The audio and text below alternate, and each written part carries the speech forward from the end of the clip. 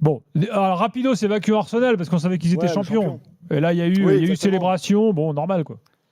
Normal, effectivement, mais c'était le jour du trophée. Donc, c'est vrai que c'est toujours particulier. Ian Wright était là, beaucoup de supporters d'Arsenal, célébrités entre guillemets aussi. Beaucoup de supporters d'Arsenal qui étaient dans la tribune, pas pour les supporters visiteurs. Vous savez qu'en Angleterre, c'est très strict. Vous n'avez pas le droit d'aller dans la tribune, d'acheter des billets pour la tribune normale si vous êtes fan de l'équipe visiteur.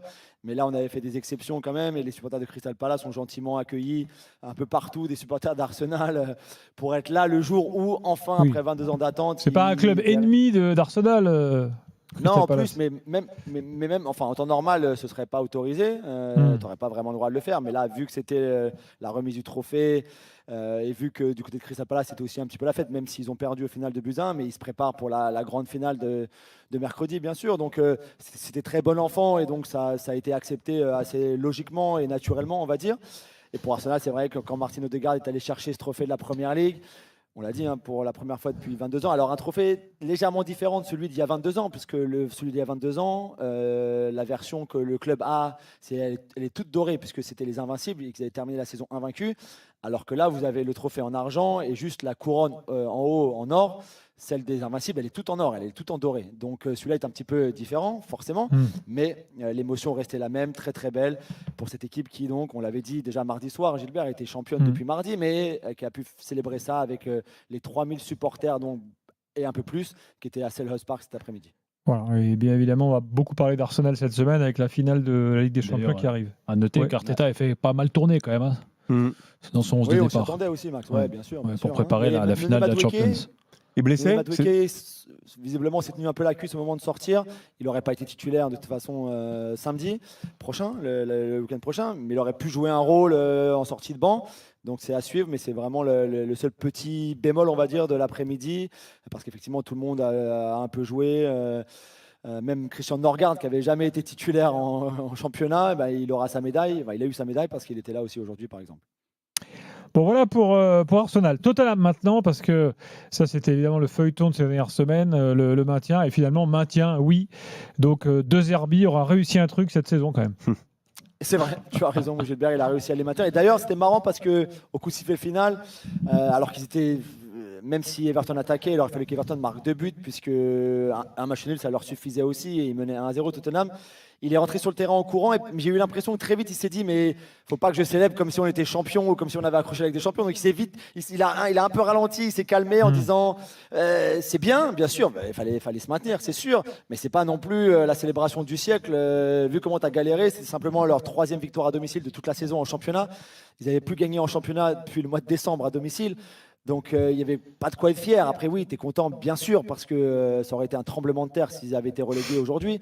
Mais donc tu es content, tu célèbres un tout petit peu le fait que tu t'es maintenu, mais que Tottenham, avec son budget, avec son stade, avec son centre d'entraînement, avec ses joueurs et son entraîneur à 15 millions d'euros l'année, de se maintenir, tu ne peux pas non plus célébrer vraiment, c'est pas possible. Après, moi j'ai suivi la fin du match. Il y avait quand même une atmosphère très particulière. Je crois qu'il y a eu 10 minutes d'arrêt de jeu. C'est vrai qu'il n'y avait pas d'ambiance, il n'y avait pas de chant. Tu sentais que même si Tottenham avait 2 buts d'avance par rapport au maintien, ils étaient quand même vraiment pas fiers. Il y a un arrêt du gardien extraordinaire à 3-4 minutes de la fin du temps additionnel. Il fait une parade exceptionnelle. Et là, tu sens que s'ils prennent un but là, ils sont pas bien. Même s'il y a 2 ballons qui arrivent dans la surface, ils sont capables de prendre un but. Donc c'est vrai quand même que bon, il y avait une atmosphère vraiment particulière, mais quel stade. Et moi, je suis content pour Roberto De Zerbi parce qu'il a connu une saison quand même ultra difficile et d'arriver à maintenir ce club. Moi, je me disais, je sais pas si tu es d'accord avec moi, Julien, mais moi, je pense que l'année prochaine, ils peuvent faire une belle saison. Tu vois, quand ça fait 2 ans là qu'ils passent vraiment à côté et avec leur budget, avec ce stade, tous en Coupe d'Europe, avec cette énergie de revenir d'entre les morts, ça peut faire quelque chose avec un De Zerbi qui sera revanchard. Ouais, peut-être. Alors, De Zerbi, oui, je pense, on l'avait dit quand il était arrivé aussi. C'est un entraîneur qui forcément allait les rendre meilleurs. C'était obligé. On est sûr qu'il va rester. Oui, on est sûr qu'il va rester. Oui. Déjà. C'est peut-être lui, il va pas vouloir partir, mais bon. Après, sur les 5 derniers matchs, son bilan, il est quand même honorable. Il me semble qu'ils font 10 points sur 5 matchs. C'est ça, ouais, tout à fait. Donc bon, c'est aussi grâce à ça qu'ils se sauvent. Qui est un petit peu. Mais après, je suis d'accord avec toi, Kevin, dans un sens. Mais c'est un été très très important. Tu peux pas continuer à faire les erreurs qu'ils ont faites ces derniers étés aussi. Le directeur sportif, Johan Lange, qui est très discuté en interne et en externe, ne pourra pas se tromper. C'est celui qui était à l'Ajax. C'est celui qui était à l'Ajax, tout à fait. Mais ils en cherchent un deuxième parce qu'ils ont un espèce ils ont une direction sportive bicéphale. Il y avait la rumeur Sébastien Kehl qui arriverait de Dortmund parce qu'ils avaient Paratici et Johan Lange, on est d'accord. Donc en fait ils ont. Ouais, mais ça n'a pas marché non plus. Donc, pas du tout. Mais comment tu peux avoir deux directeurs sportifs? C'est comme ça que ça a été. Je crois que Julien disait qu'il y en a 3 à Chelsea. Ouais, Chelsea, il y en a plein aussi. 5.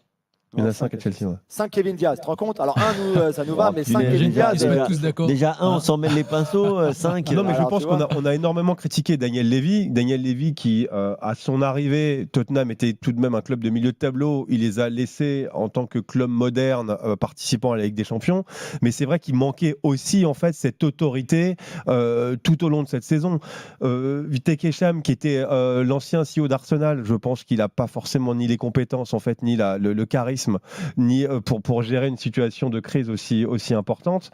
Après, l'effectif est bon. Il y a des trous dans cet effectif, mais l'effectif est bon. L'effectif avec Kudus, avec Kulusevski, avec Madison, avec Solanke, si tous ces joueurs reviennent de blessure, il y a une bonne base de jeunes. Archie Gray, Pape Matar, Lucas Bergvall, Poporo n'est pas encore jeune, Distini Udogi. Revenir dans le top 5. Avec ces joueurs. Top 5 peut-être, ouais, Non. qualification en Coupe d'Europe, bien évidemment, à mon avis. Attends, si tu vois que Sunderland fait 7e cette saison, l'effectif renforcé de manière correcte, il n'a rien à envier en fait à des équipes qui sont qualifiées en Coupe d'Europe cette saison. Rien du tout. On verra. Bon, on verra Je suis effectivement. convaincu par contre. Voilà pour Tottenham.